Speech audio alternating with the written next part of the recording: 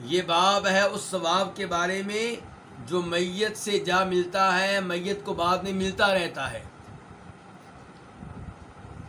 اس میں حدیث نمبر ہے 637 637۔ اس حدیث کو اپنی کتاب میں جگہ دینے والے امام کون سے؟ امام مسلم۔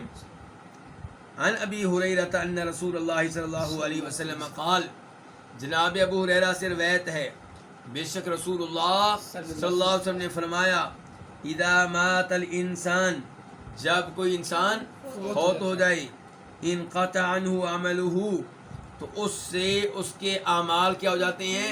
منقطع ہو جاتے ہیں، ان کا سلسلہ ختم ہو جاتا ہے۔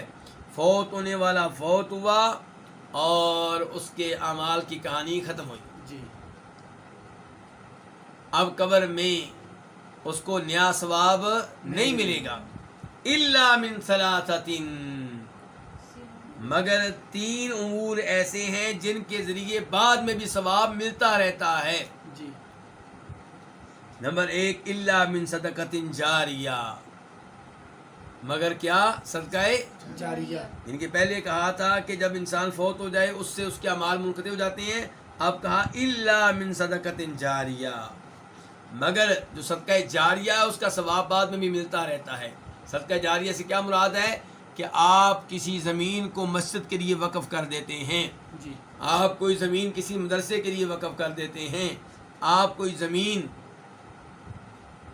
کسی دینی کام کے لیے وقف کر دیتے ہیں، حفظ کے بچے وہاں پہ آ کے پڑھیں، قرآن حفظ کریں، ان کے لیے وقف کر دیتے ہیں، قرآن کی کلاس لگتی ہے اس کلاس کے لیے آپ کو جگہ وقف کر دیتے ہیں۔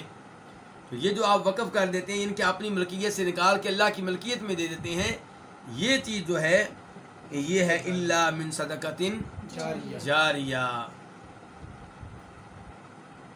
یعنی کہ ایسا صدقہ جاریہ جو چلتا رہے، منقطع نہ ہو، اور یہ تبھی ہوگا جب آپ کیا کریں گے؟ وقف کریں گے۔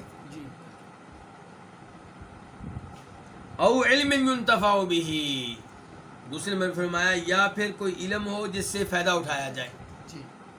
انسان کے اعمال مرنے کے ساتھ ہی منقطع ہو جاتے ہیں، لیکن اگر علم چھوڑ کے گئے ہیں، آپ کسی بچے کو آپ نے قرآن سکھایا تھا، وہ جب تک تلاوت کرتا رہے گا آپ کو ثواب ملتا رہے گا۔ آپ نے خطبات دیے تھے، خطبہ جمعہ وغیرہ، وہ ریکارڈ ہوئے، بعد میں لوگ سن رہے ہیں، فائدہ اٹھا رہے ہیں، تو آپ کو ثواب ملتا رہے گا۔ آپ نے کچھ بچوں کو عالم دین بنایا، جب تک وہ اس دین پہ عمل کرتے رہیں گے، اس کی تبلیغ کرتے رہیں گے، آپ کو ثواب ملتا رہے گا۔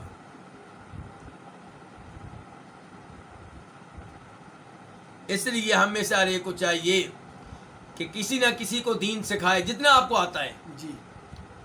آپ کو ایسے لوگ مل جائیں گے جن کو کلمہ پڑھنا نہیں آتا، آپ کو ایسے لوگ مل جائیں گے جن کو سورہ فاتحہ پڑھنا نہیں آتی، آپ کو ایسے لوگ مل جائیں گے جن کو سورہ اخلاص نہیں آتی، تو آپ کسی کو سورہ اخلاص سکھا دیں یا کلمہ سکھا دیں یا سورہ فاتحہ سکھا دیں، یہ چیز جب تک وہ پڑھتا رہے گا آپ کو ثواب ملتا رہے گا۔ او ولد صالح یدعو له، فرمایا یا پھر نیک بچہ ہو، نیک اولاد ہو، یدعو جو دعا کرے، لہو اس کے لیے، کس کے لیے؟ والدین کے لیے، مرنے والے کے لیے، یعنی کہ اپنے والد کے لیے دعا کر رہی ہے، لیکن کون سی اولاد آپ نے کہا ہے؟ نیک والے، نیک اولاد۔ اس کا مطلب یہ ہے کہ ہر باپ کو چاہیے کیسی اولاد تیار کرے؟ نیک اولاد، جو اس کے لیے بعد میں کیا کر سکے؟ دعا کر سکے۔ لیکن افسوس ہے کہ لوگوں کا ذہن بڑا عجیب ہو چکا ہے، وہ پیسہ لگاتے ہیں لاکھوں میں کروڑوں میں بیٹے کے اوپر، اور پڑھاتے کیا ہیں؟ وہ علوم پڑھاتے ہیں، وہ چیزیں سکھاتے ہیں جنہیں سیکھ کر وہ باپ کو کوئی فائدہ نہیں دے گا۔ باپ کا فائدہ کس چیز میں تھا کہ اس کو کیا سکھاتا؟ دین، اللہ کا قرآن، نماز کا طریقہ، توحید کی باتیں۔ لیکن ہوتا کیا ہے کہ والدین عام طور پہ بچے کی تربیت نیکی کی جانب نہیں کرتے، اسے غلط راہ پہ لگاتے ہیں، غلط سکول میں چھوڑ کر آتے ہیں، غلط یونیورسٹی میں لے کر جاتے ہیں، غلط کالج میں بھیجتے ہیں، اور وہاں سے وہ بچے غلط چیزیں سیکھتے ہیں۔ اب ان کے گناہ کا حصہ اس کو بھی ملے گا، اس والد کو جو اس سکول میں لے کر گیا تھا، اس کالج میں لے کر گیا تھا، اس یونیورسٹی میں لے کر گیا تھا جہاں شرک، کفر و شرک موجود تھا، جہاں پہ الہاد موجود تھا، اور اس کو بھی پتہ چل رہا تھا کہ میرے بیٹے پہ کوئی برا اثر ہو سکتا ہے.